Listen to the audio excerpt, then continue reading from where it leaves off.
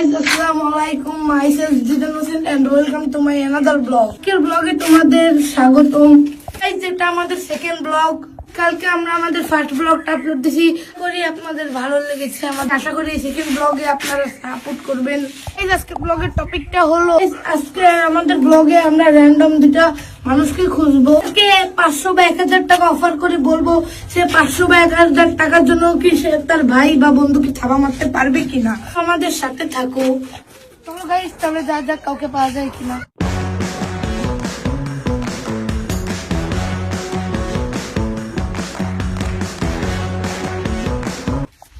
Guys চলো যাওয়া যাক। সামনে দুইটা বাচ্চাকে দেখা যাচ্ছে, চলো। তো গাইস আরেকটা কথা বলে রাখি, সামনে দুইটা বাচ্চা, দেখা যাক বাচ্চাদের মন কিরকম 2026 সালে।